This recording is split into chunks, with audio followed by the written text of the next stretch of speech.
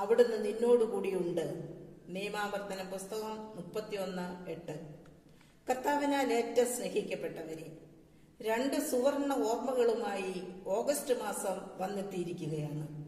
പരിശുദ്ധ അമ്മയുടെ സ്വർഗാരോഹണവും ഇന്ത്യൻ സ്വാതന്ത്ര്യദിനവും. മഞ്ഞുതുള്ളിയുടെ വിശുദ്ധിയിൽ ജന്മമെടുത്തവൾ, ജീവിത പ്രതിസന്ധികൾ തരണം ചെയ്ത് ദൈവപുത്രന് ജന്മം നൽകിയവൾ, ദൈവത്തിനുമുമ്പിൽ എല്ലാറ്റിനും ആമേൻ പറഞ്ഞവളുമാണ് മറിയം.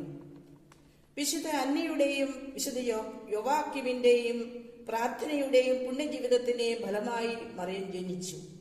ചെറുപ്പത്തിലെ ദൈവത്തിനു വേണ്ടി സമർപ്പിക്കപ്പെട്ട അടിയുറച്ച ഒരു ദൈവവിശ്വാസിനിയായിരുന്നു മറിയം. ദൈവത്തിന്റെ രൂപത്തിലും സാദൃശ്യത്തിലും സൃഷ്ടിക്കപ്പെട്ട ദൈവമക്കളായ നാം ദൈവമക്കളുടെ സ്വാതന്ത്ര്യത്തോട് തന്നോട് ചേർന്ന് ഐക്യത്തിലായിരിക്കുവാൻ ദൈവം ആഗ്രഹിച്ചു. പക്ഷേ ദൈവസ്നേഹത്തിൽ നിന്നും വേർപെട്ട മനുഷ്യനെ തേടിയിറങ്ങുന്ന ഒരു വത്സല പിതാവ്, തന്റെ ഏകജാതനെ നൽകുവാൻ തക്കവണ്ണം ദൈവം ലോകത്തെ അത്രമാത്രം സ്നേഹിച്ചു. വിശുദ്ധ യോഹന്നാൻ 3:16. തന്റെ ഓമന മകന് ജന്മം നൽകുവാൻ ദൈവം കണ്ട കൃപ നിറഞ്ഞവളാണ് മറിയം. നിർമ്മലയായി ജനിച്ച് നിർമ്മലയായി ജീവിച്ച് ദൈവപുത്രന് ജന്മം നൽകി ദൈവത്തിന്റെ രക്ഷാകര പദ്ധതിയിൽ സഹകരിച്ച് തന്റെ ദൗത്യം പൂർണ്ണതയിൽ നിർവഹിച്ചവളാണ് മറിയം. ഉള്ളതെല്ലാം മാറ്റിവെച്ച് ദാസന്റെ രൂപം സ്വീകരിച്ച് സ്വയം ശൂന്യനാക്കി ജന്മമെടുത്ത ദൈവപുത്രനോടൊപ്പം മനുഷ്യ വിമോചനത്തിൽ വലിയ പങ്ക് വഹിച്ചവളാണ് മറിയം. ചുട്ടുപൊള്ളുന്ന സകല വഴിയാണ് മുൻപിലെന്ന് തിരിച്ചറിഞ്ഞിട്ടും ദൈവദൂതന്റെ വചനത്തിന് ആമേൻ പറഞ്ഞ് നീങ്ങുന്ന ജീവിതം. കുരിശിന്റെ വഴിയിൽ അരിമസുതന്റെ വേദനയിൽ അടിപതറാതെ ദൈവത്തിൽ ആശ്രയിച്ച് മുന്നേറുന്ന അമ്മയ്ക്ക് ആത്മശരീരങ്ങളോട് ദൈവപുത്രനാൽ സ്വർഗത്തിലേക്ക് എടുക്കപ്പെടുവാൻ ഭാഗ്യം ലഭിച്ചു.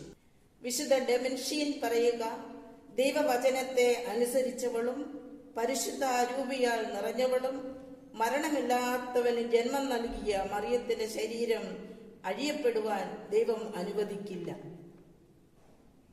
1950 നവംബർ 1 12-ാം പീയൂസ് മാർപ്പാപ്പ മാതാവിന്റെ സ്വർഗാരോഹണം വിശ്വാസ സത്യമായി പ്രഖ്യാപിച്ചു.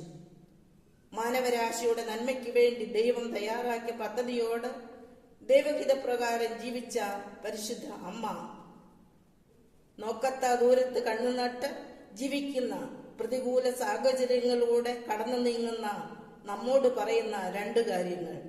1, നന്മയെ തിരഞ്ഞെടുക്കുന്നതും നന്മയുടെ ഭാഗത്ത് നിലനിർത്തുന്നതുമാണ് യഥാർത്ഥ സ്വാതന്ത്ര്യം.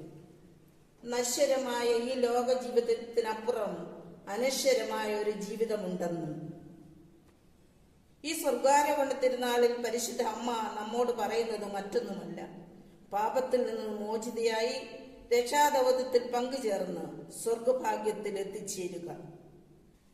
പാദങ്ങൾ തളരുന്ന വേളയിൽ താങ്ങായി, മനമിടർന്ന മാർഗങ്ങളിൽ ബലമായി, ഹൃദയ വ്യാകുലമാകുമ്പോൾ സ്വാന്തനമായി കൂടെയുണ്ട് പരിശുദ്ധ അമ്മ, നമ്മുടെ അമ്മ. ജയ് ക്രൈസ്റ്റ്.